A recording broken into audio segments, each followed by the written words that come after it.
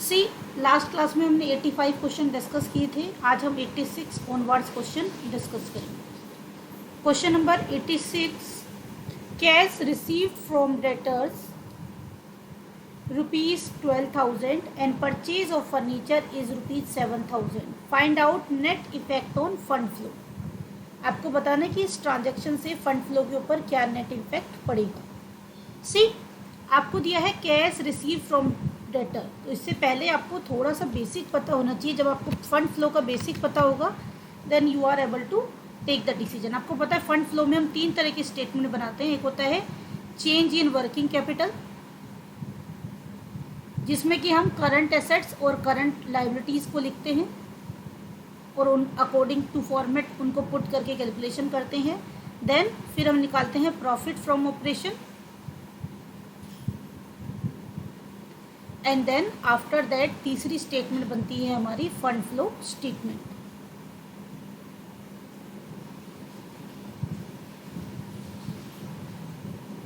जो हमारा decrease in working capital होता है वो क्या होता है? फंड। यानी कि फंड फ्लो स्टेटमेंट में 2 पार्ट होते हैं। एक होता है सोर्स ऑफ फंड और दूसरा हमारा क्या होता है? Application of fund. See dear, decrease in working capital क्या है? Source of fund. Decrease in working capital आपका क्या है? Source of fund. और इंक्रीज इन वर्किंग कैपिटल क्या है? Application of fund. ये कैसे है? देखिए, वर्किंग कैपिटल कम होने का मतलब है आपके पास पैसा आया है, यानी कि करंट एसेट्स का कुछ पैसा रिसीव हुआ है। और वर्किंग कैपिटल इंक्रीज होने का मतलब है कुछ आपने क्रेडिट परचेज किए या कुछ ऐसी ट्रांजेक्शन्स की है जिससे कि करंट एसेट्स और करंट लायबिलिटी का बैलेंस में इम्पैक्ट पड़ा है। तो उसकी वजह से हमारे जो फंड है वो यूज़ हो जाते हैं, उसे हम कह देते हैं एप्लीकेशन ऑफ फंड। अब दूसरी चीज़ ध्यान रखिए, यहाँ पे कैश रिसीव हुआ डेटर से। जब डेटर से कैश रिसीव हुए 12,000 तो इससे फंड फ्लो पे कोई इम्पैक्ट नहीं पड़ेगा। क्यों? क्योंकि आप इसमें देखोगे कैश रिसीव फ्रॉम डेटर्स। अब डेटर भी एसेट है और कैश भी एसेट है। आपकी 12,000 रुपीज़ डेटर में से माइनस होके कैश में प्लस हो गई। करंट एसेट जितनी थी उतनी की उतनी है, तो कैश रिसीव फ्रॉम डेटर से फंड फ्लो में कोई इम्पैक्ट नहीं पड़ा। Purchase of furniture is ₹7,000। अब आपने परचेज करी 7,000। इस 12,000 जो आपके पास कैश आया, हमने एज्यूम कर लिया कि ट्रांजेक्शन यहीं पे है। 7,000 का आपने फर्नीचर खरीद लिया, तो क्या हुआ? 7,000 से आपके फंड डिक्रीज हो गए, यानी कि आपका कैश डिक्रीज हो गया। कैश डिक्रीज होगा तो वर्किंग कैपिटल क्या हो जाएगी? डिक्रीज हो जाएगी। क्योंकि वर्किंग कैपिटल क्या होती है? वर्किंग कैपिटल होता है current assets minus current liability. तो क्या हो जाएगा? Decrease in working capital. अब कितने से डिक्रीज हुई? जितने का आउटफ्लो हुआ, क्योंकि पहली ट्रांजेक्शन से कोई इम्पैक्ट नहीं बढ़ा। करंट एसेट ही माइनस हुई, करंट एसेट ही प्लस हुई और नेट इफेक्ट नील हो गया। लेकिन जब फर्नीचर आया तो फिक्स एसेट आई है और करंट एसेट्स गई है, यानी कि 7,000 से करंट एसेट कम हो गई, जो कि किसको इम्पैक्ट करेगी? Working capital. तो आंसर क्या हो जाएगा? Option number D is the right answer. ये बताइए, लॉजिक समझ आ गया किस तरह से मैंने फाइंड आउट किया ये चीज? Then next question, question number 87, asset of business is ₹21,315 and liability is ₹4,120। What will be owner's capital? See, यहाँ पे आप देखिए आपको क्या गिवन है? करंट एसेट्स और करंट लाइबिलिटी, सॉरी एसेट्स और लाइबिलिटी गिवन है। तो बिल्कुल सिंपल है, इसमें तो कुछ कॉम्प्लिकेशन ही नहीं। आपको पता है एक अकाउंटिंग इक्वेशन में क्या होता है? Current assets, sorry assets is equal to liability plus capital. आपको एसेट गिवन है 21,315, लाइबिलिटी प्लस है, इधर आके माइनस हो जाएगी 4,120 is equal to capital. Less करके सीधा सा आपके पास आंसर आ गया 17,195। Option number B is the right answer. Next question, question number 88, what was the most important and effective policy in increasing agriculture production in developing country? See, आपसे पूछा है what was the most important and effective policy in increasing agriculture production, अगर आप agriculture production को increase करना चाहते हो तो उस एग्रीकल्चर प्रोडक्शन को इंक्रीज करने के लिए इसमें से बेस्ट पॉसिबल वे कौन सा है? Import substitution, land reform, mechanisms यानी कि मशीनरीकरण जिसे आप बोलते हो, नन ऑफ दिस। अब सी आपको एग्रीकल्चर प्रोडक्शन इंक्रीज करनी है तो सबसे पहले आपको पता है हमारे यहाँ पे बहुत सारी लैंड की वेस्टेज है, तो आपसे पूछा हुआ है सबसे इफेक्टिव वे आपको बताना, तो सबसे पहले प्रॉपरली क्या होना चाहिए? लैंड रिफॉर्म होनी चाहिए। यानी कि अगर इम्पोर्टेंट की बात करें तो फर्स्ट पे क्या रखेंगे हम? Land reform.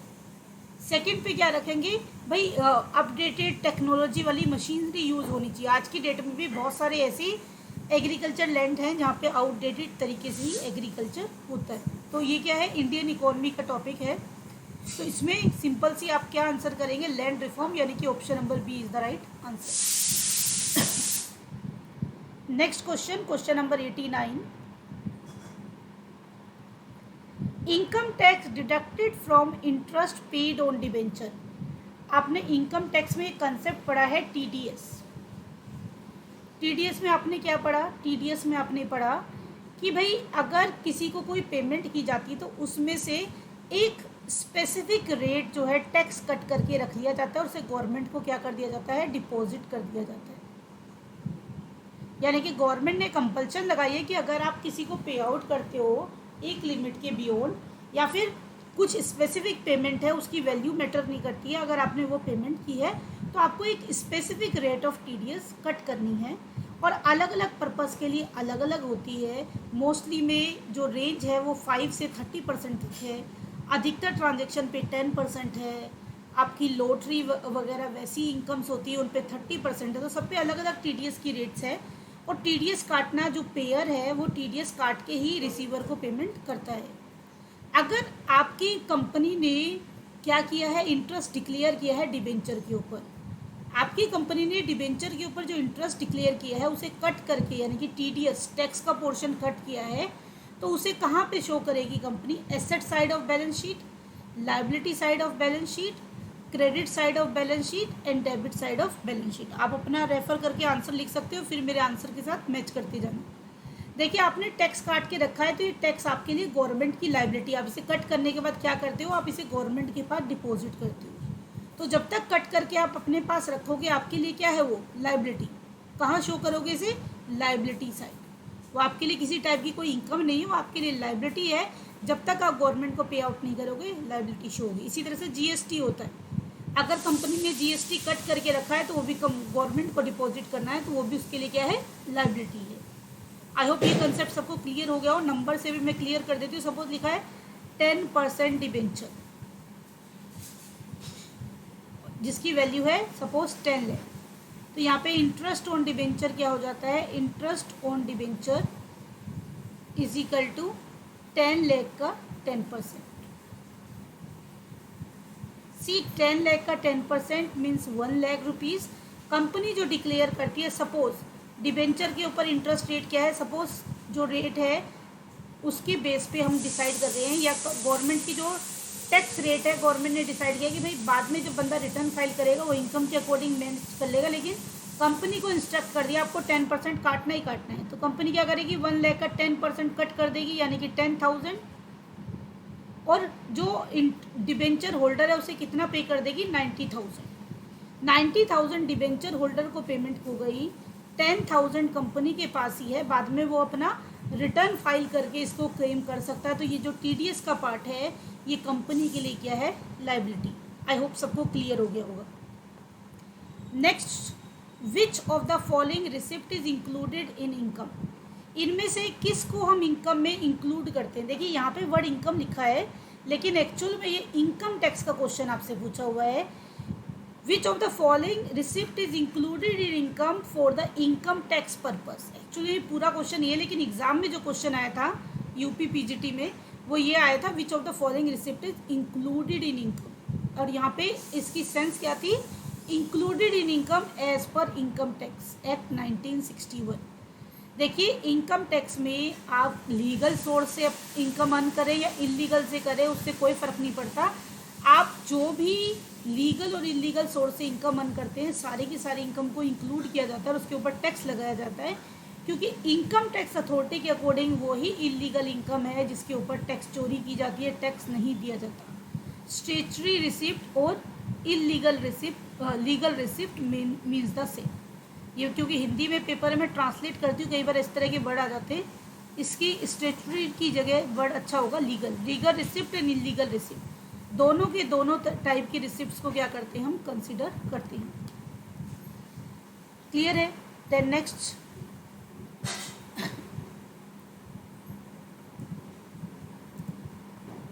Question number 91, which of the following is the part of open market? इनमें से कौन सा ओपन मार्केट का पार्ट है? अब देखिए यहाँ पे ओपन मार्केट का पार्ट है। अब क्वेश्चन देखिए, as I told you question simple ही होता है, लेकिन वो क्वेश्चन ऐसे पूछ लेता है कि कंफ्यूज कर देता है।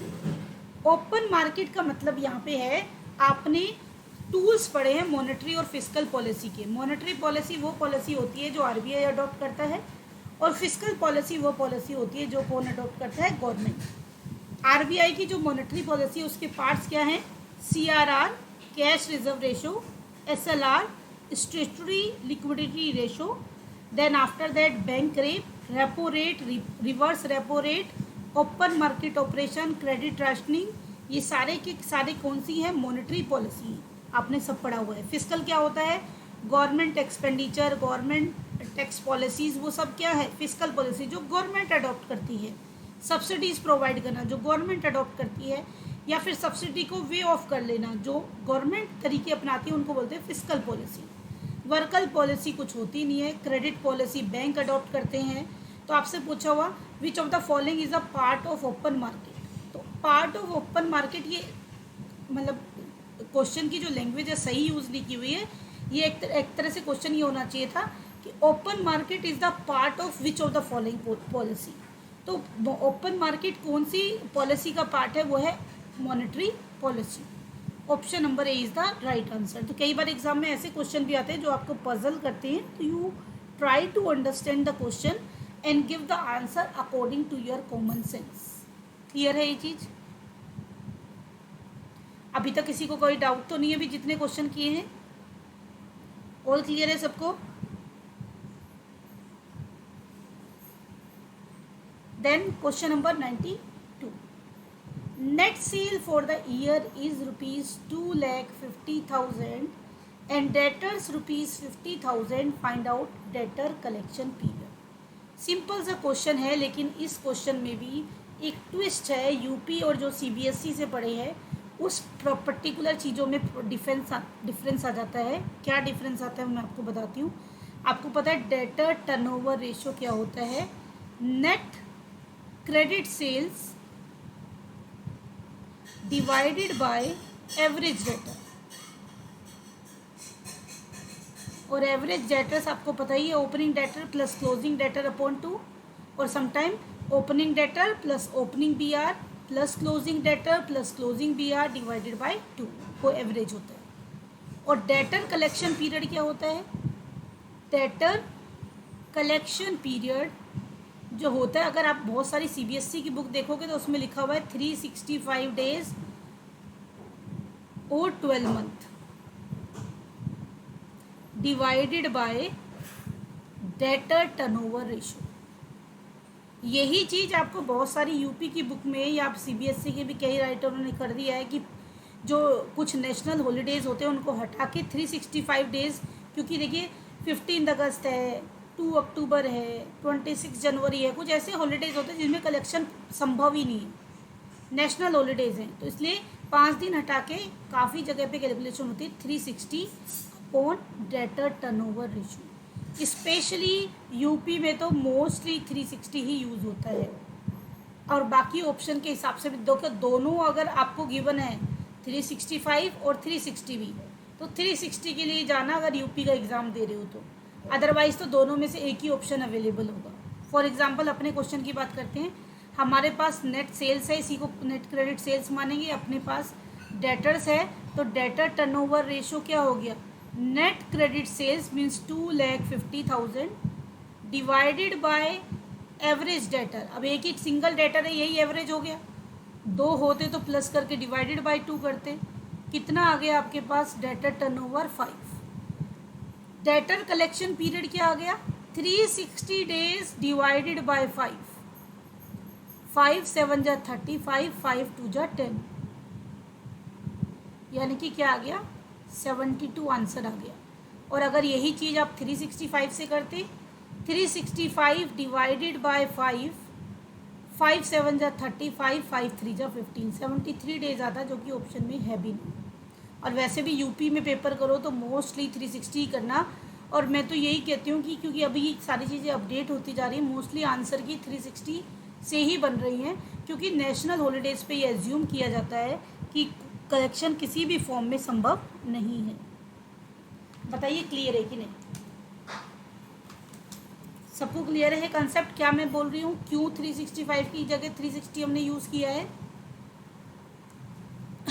तो कुछ क्वेश्चन ऐसे होते हैं जो कि हमें चीज़ों को कंफ्यूज करने के लिए आपको दिए जाते हैं, और जिसकी वजह से कई बार हम एग्ज़ाम में क्या करते हैं, आते हुए भी एरर करके आ जाते हैं, क्योंकि हम तो अपने सही वे से चल रहे थे, लेकिन जो आपका पेपर सेटर है उसने अपनी अलग तरीके से ही सिनेरियो बनाया है।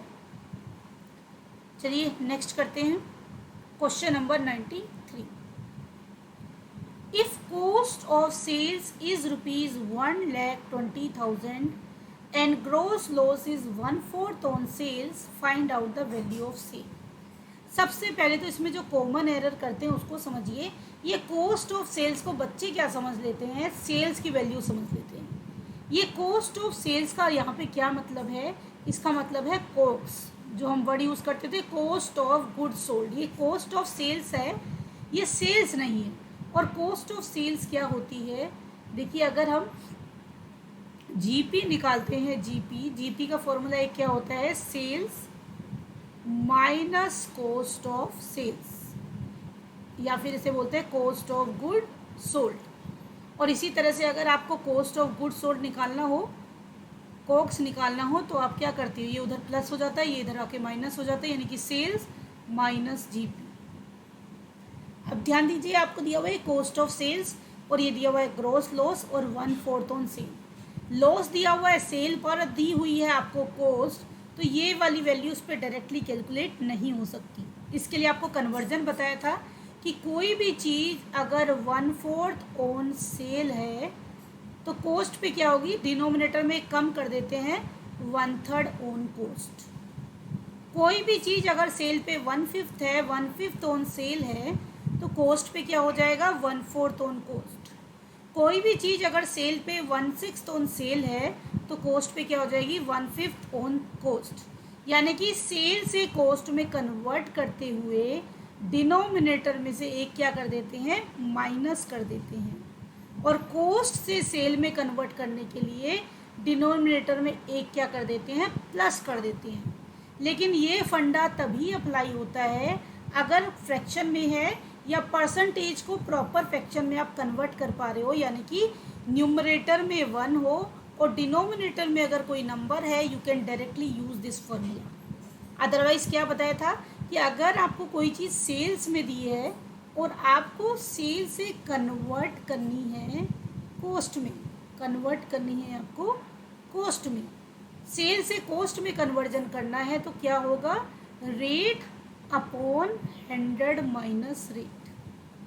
और अगर किसी चीज़ का कन्वर्जन आपको कॉस्ट से सेल में करना है, कॉस्ट कन्वर्ट करनी है किस में?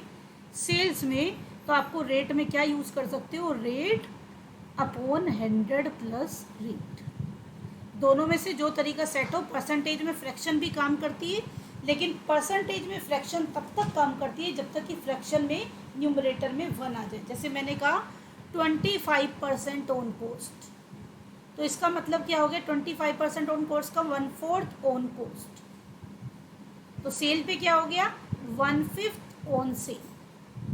और अगर यही चीज़ आप वैसे निकालते, जो ये परसेंटेज वाला है, कॉस्ट से सेल में कन्वर्ट कर रहे हो, तो क्या होगा? रेट अपॉन 100 प्लस रेट, यानी कि 125। देखिए अल्टीमेटली क्या आ रहा है? वही 150 आ रहा है। तो यहाँ पे न्यूमरेटर है तो वहाँ पे दोनों तरीके सेम आंसर करेंगे, लेकिन अगर न्यूमरेटर में 1 की जगह कुछ और नंबर है तो go for this percentage method. ये बताइए, रिकॉल हुआ? ये मैंने पढ़ाते हुए भी काफ़ी बार इस चीज़ के ऊपर फोकस किया था। अब अपने क्वेश्चन के ऊपर आते हैं। जो हमारा क्वेश्चन पूछा है, if cost of sale is 120, gross loss is 1/4 on sale, find out value of sale. आपको सेल्स की वैल्यू फाइंड आउट करनी है। देखिए, ग्रॉस लॉस है 1/4 ऑन सेल, हमें सेल तो पता ही नहीं है, हमें कॉस्ट पता है। कोई चीज़ अगर 1/4 ऑन सेल्स है तो कॉस्ट पे कितनी होगी? वो एक कम होगी, 1/3 ऑन कॉस्ट। ये बात समझ आ गई? तो वर्बली निकाल देना है कि भाई ग्रॉस लॉस 1/4 ऑन सेल है तो कॉस्ट पे क्या है, सॉरी 1/4 ऑन सेल है तो कॉस्ट पे क्या होगा? 1/3। 1,20,000 का 1/3, 1,20,000 का 1/3 यानी कि कितना आ गया? 40,000। अब सेल्स क्या है आपको अभी दिखाया यहाँ पे, जीपी हो जाता है sales minus cost of goods sold. लेकिन हमारे पास अभी क्वेश्चन में ग्रॉस प्रॉफिट नहीं है, ग्रॉस लॉस है। ग्रॉस लॉस में ये फॉर्मूला क्या होगा? रिवर्स यूज होगा कि भाई gross loss is equal to, cost ज़्यादा होगी, लॉस का मतलब है कॉस्ट ज़्यादा है और सेल्स क्या है? कम है। तो इस फॉर्मूले को अगर डिराइव करके यूज़ करोगे तो सेल्स क्या आ गई? लॉस की सिचुएशन में सेल्स आ गई आपकी cost of goods sold minus gross loss. तो ये सारी चीज़ें आपके माइंड में डाइवेट करेंगी तो आप डायरेक्टली आंसर निकाल सकते हैं। यानी कि सेल्स क्या हो गया? Cost of goods sold minus gross loss. अब ये हमने कैसे डिसाइड किया, ये आपको फॉर्मूले से मैंने कन्वे कर दिया। बताइए, पहले डेरिवेशन क्लियर हुई तभी आपको बात समझ आएगी। 1,20,000 था कॉक्स और ग्रॉस लॉस है 40,000, तो 1,20,000 में से 40,000 लेस किया, कितना आ गया? 80,000।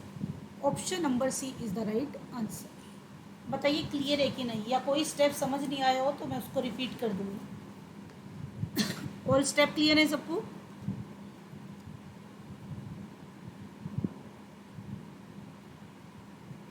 ओके, सी नेक्स्ट है, when opening stock is ₹50,000 and closing stock is 60,000, cost of sales is ₹2,20,000, find out stock turnover ratio. बिल्कुल सिंपल क्वेश्चन है। स्टॉक टर्नओवर रेशो का आपको फॉर्मूला पता है तो इस क्वेश्चन में कुछ है ही नहीं। स्टॉक टर्नओवर रेशो क्या होता है? स्टॉक टर्नओवर रेशो होता है कॉस्ट ऑफ गुड्स सोल्ड। अगर कॉस्ट ऑफ गुड्स सोल्ड ना गिवन हो तो हम क्रेडिट सेल भी इसमें यूज़ कर लेते हैं। Cost of goods sold divided by average stock. Cost of goods sold कितना है आपके पास? 2,20,000 divided by average stock. Average क्या होता है? Opening stock plus closing stock divided by 2। 50,000 plus 60,000 divided by 2 यानी कि 1,10,000 डिवाइडेड बाय 2, 55,000।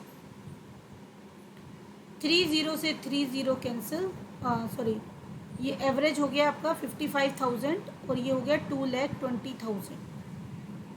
30 से 30 कैंसिल, 11 2 जा 22, 11 5 जा 55, 5 4 जा 20, यानी कि आंसर क्या आ गया? 4 टाइम्स। आपको पता है टर्नओवर सारी किसमें आती है? टाइम्स में। क्लियर है? कैलकुलेशन बिल्कुल सिंपल फॉर्मूला है और अप्लाई करना है, और जितना हो सके वर्बली करो। मैं भी कुछ स्टेप सिर्फ आपको समझाने के लिए लिखती हूँ। Then question number 95। Question number 95 तो अभी भी कुछ पेपर में, पिछले साल जो 2021 में पेपर हुए थे उसमें ये इस टाइप के क्वेश्चन रिपीट हुआ है कई पेपर में अलग अलग फॉर्म्स में। According to Keynes which of the following is investment? इनमें से कौन सी इन्वेस्टमेंट है? परचेज ऑफ एग्जिस्टिंग फैक्ट्री, किसी एग्जिस्टिंग फैक्ट्री को परचेज कर लेना इन्वेस्टमेंट है। Purchasing share in existing firm, किसी एग्जिस्टिंग फर्म में शेयर खरीदना इन्वेस्टमेंट है। Purchase of old building investment है। Establishment of new factory investment है। देखिए, एज अ ले मैन अगर आप देखेंगे तो आपके लिए सारी चीज़ें ये इन्वेस्टमेंट है। लेकिन आपसे क्या पूछ रहा है? आपसे पूछ रहा है कीन्स के अकॉर्डिंग कौन सी इन्वेस्टमेंट है। तो कीन्स का मतलब है कि आपने कुछ नया फॉर्म किया है, कुछ नया इस्टेब्लिश किया है, तो उसके लिए वही इन्वेस्टमेंट है। तो इसमें से नया कहाँ किया आपने? नया आपने किया न्यू फैक्ट्री एस्टेब्लिशमेंट में। Option number 4 is the right answer. यानी कि ओल्ड में अमेंडमेंट करना, ओल्ड को खरीदना उनके अकॉर्डिंग इन्वेस्टमेंट नहीं है। कुछ इनोवेटिव, कुछ नया क्रिएट करना क्या होता है? उनके according investment. Question number 97,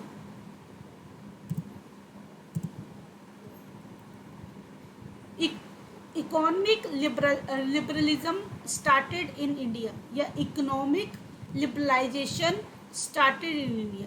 economic liberalisation और लिबरल फॉर्म इंडिया में कब स्टार्ट हुई थी? By substantial changes in licensing policy in India. आपको पता है पहले इंडिया में बहुत ही स्ट्रिक्ट लाइसेंसिंग पॉलिसी थी, सारी चीज़ों के लिए परमिशन लेनी पड़ती थी, लाइसेंस लेना पड़ता था, और उसके बाद आप कोई बिजनेस स्टार्ट कर पाते थे। लेकिन एक टाइम के बाद जब गवर्नमेंट को ये फील हुआ कि रिस्ट्रिक्शन की वजह से डेवलपमेंट नहीं हो रही है, तो उन्होंने वे ऑफ करके कुछ नेसेसरी गुड्स के ही लाइसेंसेस रखा था, यानी कि उसको लिबरल कर दिया था, चेंजेस कर दिए थे लाइसेंसिंग पॉलिसी में। By removing hurdle in the foreign direct investment, FDI की जो हर्डल है उसको हटाने के बाद लिबरलाइज हो गई इकोनॉमी। देखिए एफडीआई जो फॉरेन डायरेक्ट इन्वेस्टमेंट होती है, अच्छा कोई मुझे अनम्यूट करके बताएगा what is the difference between FDI and pi, foreign direct investment and portfolio investment. मैंने काफ़ी बार समझाते हुए फोकस किया इन चीज़ों पे जब भी हमने पढ़ा था। What is the difference between foreign direct investment and portfolio investment? Anybody?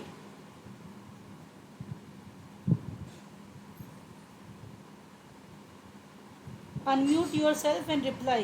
What is the difference between foreign direct investment and portfolio investment?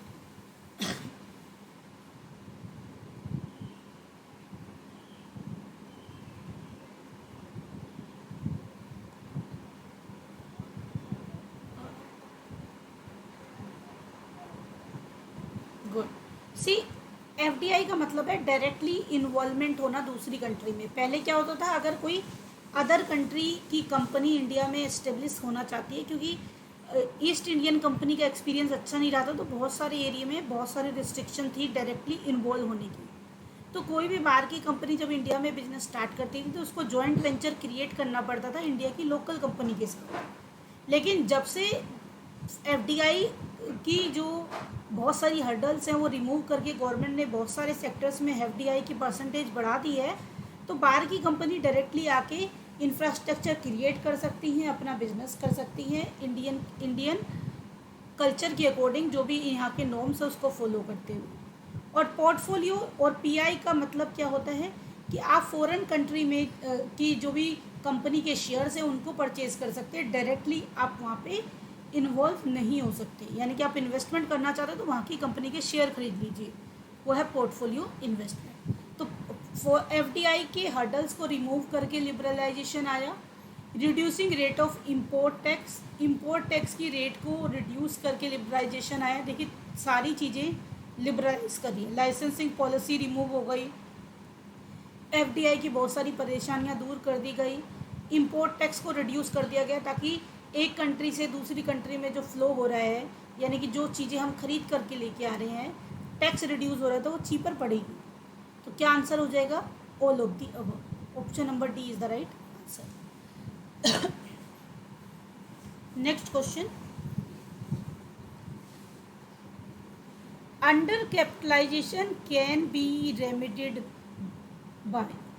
Under capitalisation को किस तरह से आप दूर कर सकते हो? अंडर कैपिटलाइजेशन का मतलब क्या है कि भाई आपके पास अपनी कंपनी की डे टू डे लायबिलिटीज़ पे करने के लिए भी पैसा नहीं है, या आपके पास अपनी कंपनी की लायबिलिटीज़ पे करने के लिए पैसा नहीं है, इट मीन्स आपकी कंपनी में क्या है? अंडर कैपिटलाइजेशन है। अंडर कैपिटलाइजेशन को कैसे हटा सकते हो आप? Bye issuing bonus share, redemption of preference share, redemption of debenture, payment of interest on debenture. देखिए रिडम्पशन ऑन डिबेंचर करोगे तो क्या होगा? पैसा देना पड़ेगा, इससे कहाँ कैपिटलाइजेशन कम होगी। रिडम्पशन ऑफ प्रेफरेंस शेयर करोगे उससे कैपिटलाइजेशन और बढ़ जाएगी क्योंकि पैसे का आउटफ्लो होगा। इंटरेस्ट पे करोगे डिबेंचर होल्डर को, पैसे का आउटफ्लो होगा। तो किससे होगा? Bye issuing bonus share. Clear? तो बोनस शेयर इशू करके आप क्या कर सकते हो? अंडर कैपिटलाइजेशन को रेमेडिएट कर सकते हो, इम्प्रूव कर सकते हो। अब समझिए कैसे।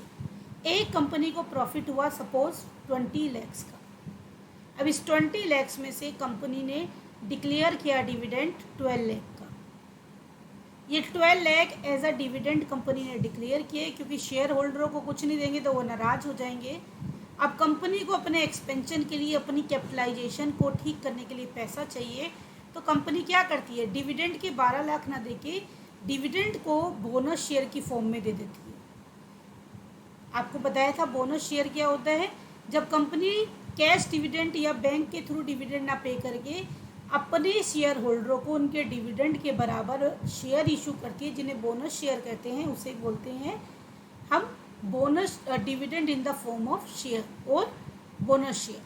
तो अब कंपनी 12 लाख रुपए डिविडेंड नहीं दे रही है, extra share bonus share issue कर दिया अपने शेयर होल्डर्स को, और उसके थ्रू उनको डिविडेंड पे आउट कर रही है। तो इससे क्या होगा, कंपनी को ये 12 लाख रुपए का फंड मिल जाएगा, जो कि उसकी फाइनेंशियल नीड को फुलफिल करेगा। तो अब इनमें से अगर सोर्स की बात करें तो वैलिड सोर्स कौन सा है, by issuing bonus. I hope ये आप सबको क्लियर हो गया। Then next question number 99, opportunity cost of keeping money with yourself is determined bye.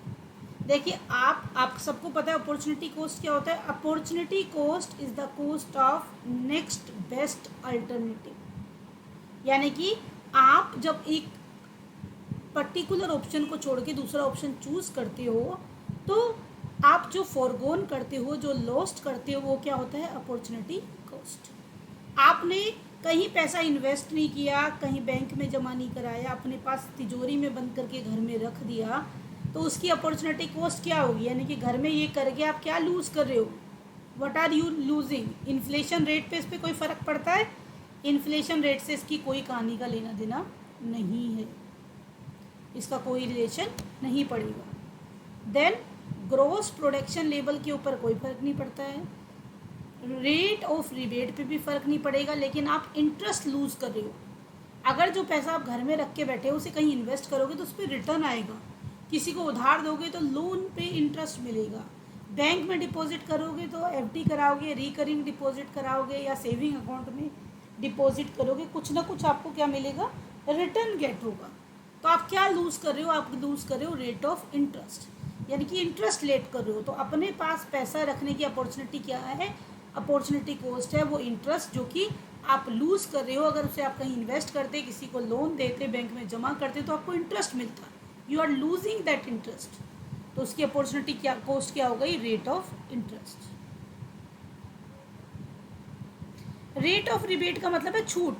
आप कुछ सामान खरीदने जा रहे हो, उसमें 10% छूट, 20% छूट, तो उसका तो आप अपने घर में जो पैसा रख रहे हो उससे कोई रिलेशन नहीं है। हाँ जी, रिबेट डिस्काउंट टाइप ही होती है, क्योंकि पैसा घर में रख रहे हो तो रिबेट से तो उसका कोई लेना देना है ही नहीं, या आपको कोई रिबेट गेट हो रही है। रिबेट का मतलब है आप कुछ लेने जा रहे हो, आपको कम अमाउंट पे मिल रहा है, 10% लेसर, 5% लेसर, 20% लेसर, तो उसका तो हम जो पैसा होल्ड करके रख रहे हैं उससे कोई रिलेशन नहीं है। उसकी अपॉर्चुनिटी कॉस्ट क्या हुई, जो इंटरेस्ट आप लूज कर रहे हो। अगर उस पैसे को इन्वेस्ट करते, you are getting extra return in the form of interest. I hope सबको क्लियर हो गया।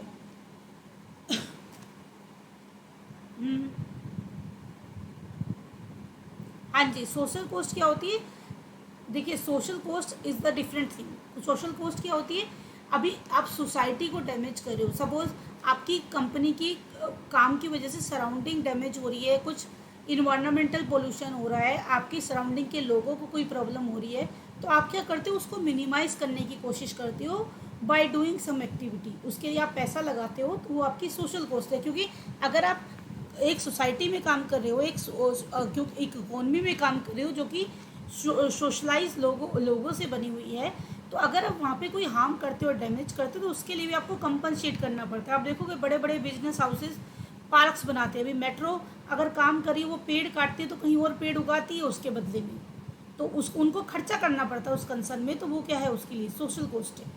और सोशल कॉस्ट को, यानी कि सोसाइटी को जो डैमेज हो रहा है वो है सोशल कॉस्ट, और उसको कंपनसेट करने के लिए आप जो पे करोगे वो कंपनी के लिए सोशल कॉस्ट है। हर एक चीज़ की सोशल कॉस्ट होती है। क्लियर है?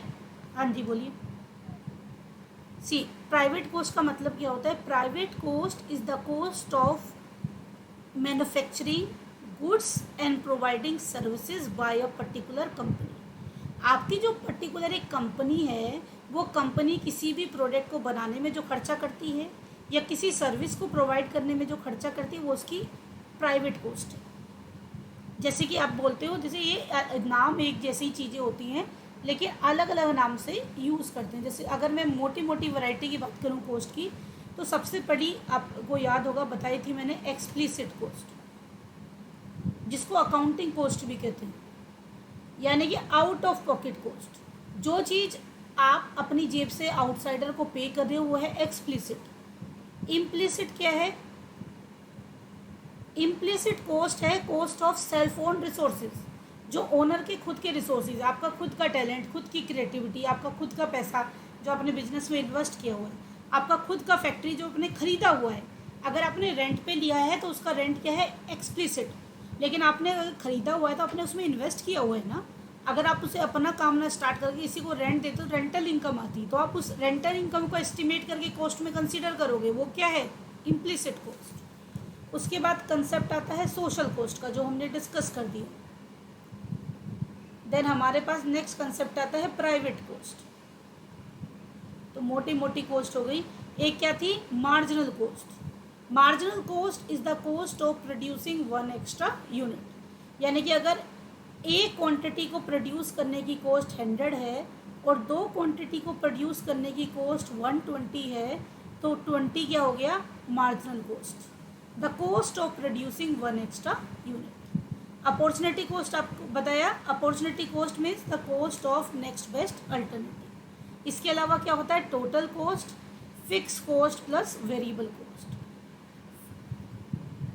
हाँ जी, वो एक ऐसे बहुत सारी होती है इस तरह से, तो वो कॉस्ट अकाउंटिंग में चले जाएंगे। फिर अभी मैं इकोनॉमिक्स पॉइंट ऑफ व्यू से बात कर रही हूँ, ठीक है ना। वो अलग अलग बिहेवियर से, फिर तो डायरेक्ट कॉस्ट, इनडायरेक्ट कॉस्ट, वो बहुत सारी हैं। सेमी वेरिएबल तो कहानी खत्म नहीं होगी, ठीक है ना। हर एक चीज़ में अलग अलग है। मतलब अभी इकोनॉमिक्स का क्वेश्चन है तो मैंने इकोनॉमिक्स के पॉइंट ऑफ व्यू से डिस्कशन निकाली है। Fix cost is the cost which does not have any relation with output. Variable cost is the cost which has direct relation with output, यानी कि output increases, variable cost increases, output decreases, variable cost decreases. Fix cost क्या है? Production zero है, increase है, decrease है, same रहती है। इसके अलावा आपको बताया था कई बार न्यूमेरिकल आ जाता है। एवरेज वेरिएबल कॉस्ट क्या होता है?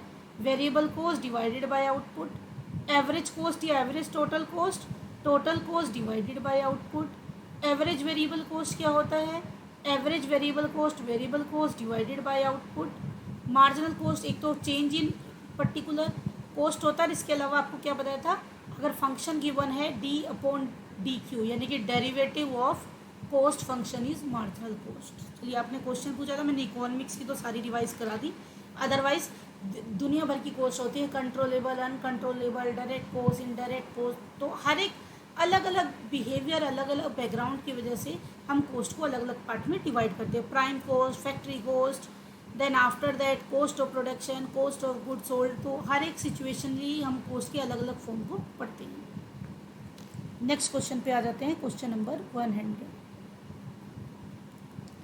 Year ending on 31st March just before the year of tax determination is for.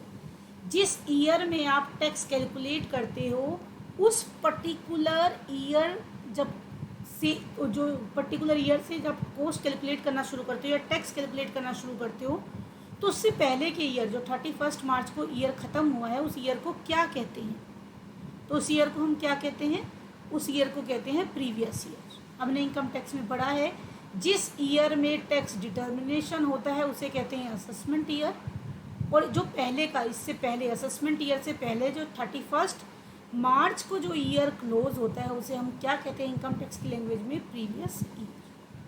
Clear है ये चीज़? जो हमारा असेसमेंट ईयर है वो 1 अप्रैल से शुरू होता है, और जो आपका प्रीवियस ईयर है वो उससे पिछली वाली 1 अप्रैल, यानी कि अगर प्रेजेंट सिनेरियो की बात करूँ तो हमारा 1 अप्रैल 2021 से 31 मार्च 2022 तक क्या है?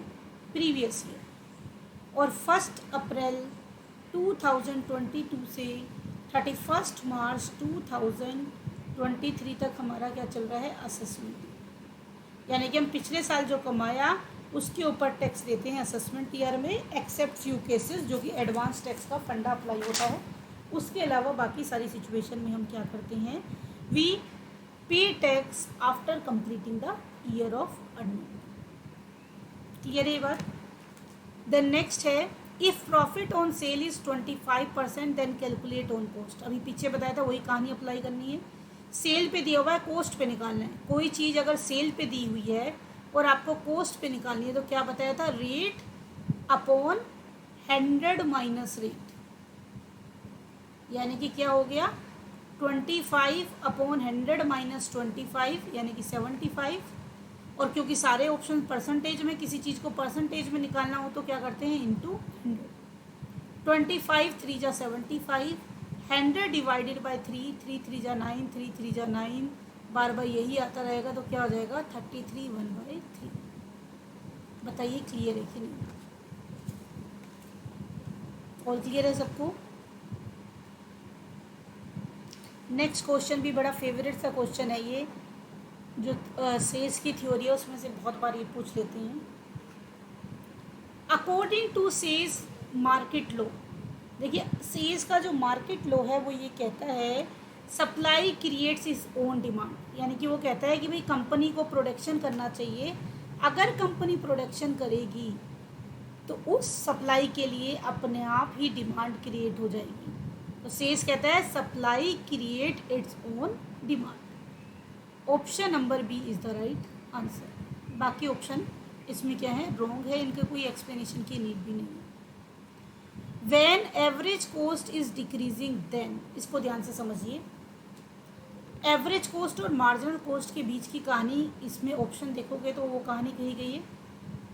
मार्जिनल कॉस्ट डिक्रीज होती है और उसके बाद क्या हो जाती है, इंक्रीज। इसलिए आप सब ने पढ़ा हुआ है कि मार्जिनल कॉस्ट का जो कर्व होता है वो यू शेप होता है, एवरेज कॉस्ट का जो कर्व होता है वो भी यू शेप्ड होता है। मार्जिनल कॉस्ट और एवरेज कॉस्ट जैसे जैसे प्रोडक्शन बढ़ती है स्टार्टिंग में वो डिक्रीज होती जाती हैं, फिर वो तेज़ी से बढ़ती हैं एक मिनिमम लिमिट टच होने के बाद। लेकिन फ़र्क क्या होता है, जब डिक्रीज होती है तो मार्जिनल कॉस्ट का जो डिक्रीज है, जो डिक्रीजिंग रेट है मोर देन एवरेज कॉस्ट, यानी कि जब डिक्रीज होती है तो मार्जिनल कॉस्ट की जो रेट है ग्रेटर देन एवरेज कॉस्ट। आपको कर्व से पता चल रहा होगा, जब वो गिर रही है तो एवरेज कॉस्ट से नीचे है, गिरती है तो बहुत तेज़ी से गिरती है, और जब बढ़ती है तो बहुत तेज़ी से बढ़ती है। यानी कि जब इंक्रीज होगी तब भी मार्जिनल कॉस्ट क्या है, फास्टर इंक्रीज होगी as compare to average cost, और डिक्रीज होगी तो धीरे डिक्रीज होती है सॉरी डिक्रीज होती है तो तेज़ी से डिक्रीज होगी, और इंक्रीज होगी तो तेज़ी से। देखिए इसके में कितना फटाफट शार्प टर्न आता है। लेकिन एवरेज कॉस्ट धीरे धीरे गिरती है और धीरे धीरे उठती है, और मार्जिनल कॉस्ट और एवरेज कॉस्ट के मिनिमम पॉइंट पे क्या होती है, इक्वल होती है। Marginal cost is equal to average cost at minimum point of average cost. ये कहानी आपके दिमाग में होगी। अब क्वेश्चन पे आते हैं। When average cost is decreasing, अगर एवरेज कॉस्ट डिक्रीज होती है तो मार्जिनल कॉस्ट के ऊपर क्या होगा, एवरेज कॉस्ट डिक्रीज हो रही है तो मार्जिनल कॉस्ट भी क्या हो रही है, डिक्रीज हो रही है। तो भाई ये ऑप्शन तो ठीक लग रहा है। Marginal cost is equal to average cost, नहीं जी, marginal cost is equal to average cost at the minimum point of average cost. ऐसा कुछ कहानी लिखी होती तो ये सही होता। It is impossible to say about increase और decrease in marginal cost. Impossible कुछ भी नहीं है। जैसे प्रोडक्शन बढ़ती है मार्जिनल कॉस्ट डिक्रीज होती है, जैसे प्रोडक्शन एक लिमिट के बियॉन्ड बढ़ती है वो बढ़ती जाती है। कोई इसका रीज़न बता सकता है क्यों होता है? जैसे जैसे प्रोडक्शन बढ़ती है मार्जिनल कॉस्ट तेज़ी से नीचे गिरती है, और जैसे जैसे प्रोडक्शन बढ़ती जाती है एवरेज कॉस्ट भी तेज़ी से नीचे गिरती है, और एक मिनिमम लिमिट को टच करने के बाद वो तेज़ी से बढ़ना शुरू हो जाती है। कोई रीज़न बता सकता है क्यों ऐसा होता है? हाँ जी, रिटर्न टू स्केल भी है, लेकिन इसका मेन मोटो क्या है अगर सिंपल लैंग्वेज में हम पूछे तो? आपके पास ये एक फैक्ट्री है, सपोज आपने इसमें इन्वेस्ट किया 1 करोड़ का, आपने इसमें लाइटिंग लगाई, जगह खरीदी, इसमें मशीनरी लगाई, अब आप जब शुरू में बिजनेस शुरू करते हो आपके पास इतना काम नहीं होता, और अपनी कंपनी की फुल कैपेसिटी को यूज़ नहीं करते, आपने ये इंफ्रास्ट्रक्चर में खर्च कर दिया जिसको आप संक कॉस्ट भी कहते हैं। और ये अगर इकोनॉमिक्स के पॉइंट ऑफ व्यू से बात करें तो ये क्या है, फिक्स कॉस्ट। आपका काम हो या ना हो आप इसे दे रहे हो, लेकिन शुरू में अभी काम नहीं है, सपोज आप इसका सिर्फ 60% यूज़ कर रहे हो। जैसे जैसे आप इसकी परसेंटेज बढ़ाते जाओगे यानी कि फुल एफिशिएंसी के साथ यूज़ करोगे, आपकी एवरेज और मार्जिनल कॉस्ट क्या होगी, डिक्रीज होगी। अब आपने इसकी 100% कैपेसिटी यूज़ कर ली और आप अपने बिजनेस को एक्सपेंड कर रहे हो, तो आपकी एक फैक्ट्री थी, अब आपने दूसरी फैक्ट्री खरीद ली। अब जितना काम यहाँ आ रहा था, सपोज ये भी उतनी ही लागत की खरीदी गई, 1 करोड़ की कॉस्ट की परचेज कर ली आपने, इसमें भी आपने मशीनरी लगाई, इसमें भी सब कुछ लाइटिंग वाइटिंग पावर वावर लगा दिया सब कुछ। अब आपने इसके ऊपर 1 करोड़ किया, लेकिन अभी इसकी कैपेसिटी जो है एक्सपेंशन पूरा यूटिलाइज नहीं होता है, क्योंकि उतनी डिमांड अभी यूटिलाइज नहीं हुई है, तो 30% कैपेसिटी यूज़ करो। तो आप क्या करोगे, इसकी 100% कॉस्ट 1 करोड़ और इसकी 100% कॉस्ट 2 करोड़, इनकी 2 करोड़ 100% कैपेसिटी और 130 टोटल 30% इसकी कैपेसिटी, 130% कैपेसिटी की जो कॉस्ट है इस 2 करोड़ को इसी से कवर करोगे। तो इनिशियली जब आपने 60% से 70% 80% फुल कैपेसिटी की तरफ गए तो कॉस्ट क्या हुई, रिड्यूस हुई। और जब आपने कैपेसिटी यूज़ करने के बाद दूसरा नया इंफ्रास्ट्रक्चर रेडी किया, नया फैक्ट्री डाला, नया इन्वेस्टमेंट डाला, नया कैपिटल इन्वेस्टमेंट किया, तो वो कॉस्ट रिकवर करने में आपको टाइम लगेगा। तो अगर आप एक लिमिट के बियॉन्ड एक्सपेंशन करते तो इनिशियली कॉस्ट क्या हो जाती है, इंक्रीज होना स्टार्ट हो जाती है। All of you got my point, clear. तो हर चीज़ को क्या करना है, लॉजिकली समझना है। एज आई टोल्ड यू, कितना पढ़ लो, कितना भी पढ़ लो उतना कम है, लेकिन लॉजिकली पढ़ोगे तो आप हर जगह से लॉजिक में से किसी भी तरह से क्वेश्चन वाला आपको फंसाएगा, आप आसानी से निकल पाओगे, लेकिन क्योंकि आपने कंसेप्ट को समझा है, रटा नहीं है। Bank overdraft is classified as, bank overdraft क्या होता है, बैंक ओवरड्राफ्ट होता है करंट लायबिलिटी। सबको पता है बैंक ओवरड्राफ्ट वो फैसिलिटी है जो कि करंट अकाउंट में मिलती है बिजनेसमैन को। बिजनेसमैन अपने अकाउंट में जितना पैसा होता है उससे ज़्यादा पैसा निकाल लेता है, लेकिन जितना एक्सेस निकालता है उसके ऊपर उसे इंटरेस्ट देना होता है, जिसे क्या कहते हैं, बैंक ओवरड्राफ्ट। जब तक वो इसे पे आउट नहीं करेगा ये उसके लिए क्या होगी, current liability. Then question number 105, X Limited purchase land and building for 28,80,000 and issue rupees 1,100 face value debentures at a discount of 4%. Find out number of debenture issue. Number of debenture या share आपको निकालने हैं, तो आपको क्या तरीका बताया था, आपको क्या यूज़ करना है, परचेज कंसिडरेशन यानी कितने का आपने सामान खरीदा, डिवाइडेड बाय इशू प्राइस। तो आपने खरीदा है बिल्डिंग 28,80,000 की और इशू प्राइस क्या है, 4% डिस्काउंट, 100 रुपये का शेयर है, 4% डिस्काउंट, 100 का 4%, 4 यानी कितने में इशू हुआ, 96 में। 28,80,000 का डिवाइड कर देंगे 96 से, 3 6 जा 18, 3 9 जा 27 और 128, यह आ जाएगा आपका 30,000। यानी कि क्या हो जाएगा, option number B is the right answer. Next, which of the following is economic index. Economic means जो इकोनॉमी का इंडिकेटर है, इकोनॉमी की ग्रोथ को, इकोनॉमी की पर्टिकुलर सिचुएशंस को इंडिकेट करता है, वो है इकोनॉमिकल इंडिकेटर। तो इकोनॉमिक इंडिकेटर मोड नहीं है, मोड तो भाई आपको ये बताता है किसकी हाईएस्ट वैल्यू है, किसकी हाईएस्ट फ्रीक्वेंसी है। मीडियन आपको सेंटर पोजीशन बताता है।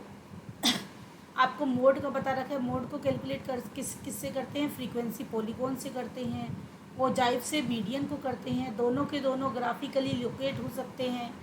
इकोनॉमिक इंडेक्स की बात हुई है तो वो इंडेक्स नंबर ये आपने देखा है, consumer price index, food index, ये इंडेक्स, हंगर इंडेक्स, दुनिया भर के इंडेक्स आते हैं। तो इकोनॉमिक इंडिकेटर, इकोनॉमिक इंडेक्स कौन है, खुद इंडेक्स नंबर ही है, अलग अलग सिचुएशंस के लिए होलसेल इंडेक्स ये वो दुनिया भर के इंडेक्स नंबर कैलकुलेट किए जाते हैं। Option number C is the right answer. Question number 107।